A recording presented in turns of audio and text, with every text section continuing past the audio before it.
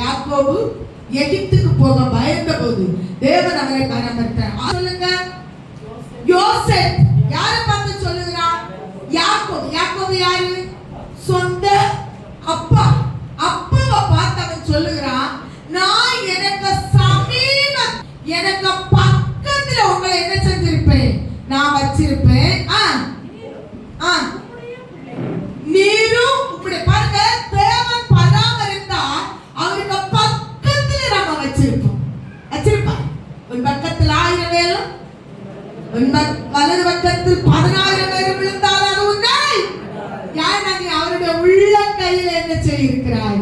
வரைக்கப்பட்டிருக்கிறார், பொறிக்கப்பட்டிருக்கிறார். பாத்தீங்களா?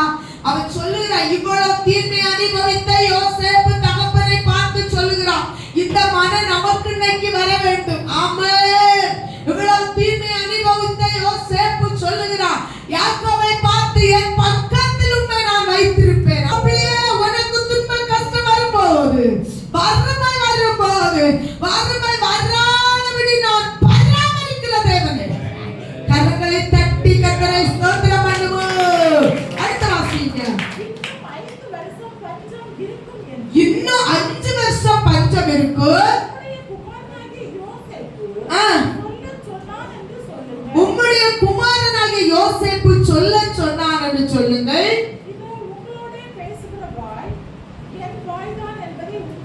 ஆமென்.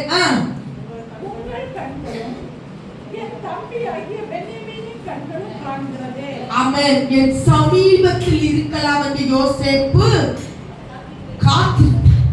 ஆமென் சொல்லுங்க. இவ்வளவு துன்பம் கஷ்டம் வந்த வரைக்கும் அவன் எவ்வளவு பராமரிச்சான் பார்த்தீங்களா? ஹalleluya. நம்முடைய குணநலங்கள் எப்படி இருக்கிறது?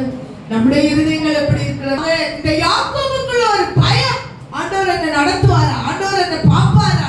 ஆண்டவர் சொல்ல, நீ பயப்படாத, உன் மகன் இருக்கட்டப்பா, எகிப்துக்கு போ, யோசேப்பை உன் கண்ணை மூடுவா. ஹalleluya. நம்ம தேவன் பராமரிக்கிறவர். உன் கண்ணை மூடியவரை யாருன்னு கர்த்தர் கவனிப்பார். பேசலோடு என்னை யாரு கவனிப்பா? லட்சத்தை பணத்தை சேர்த்து வச்சுட்டு நீ சாவலி. இனி யாக்கோபு வெட்கப்படுவதில்லை. நல்ல கவனிங்க. இனி யாக்கோபு வெட்க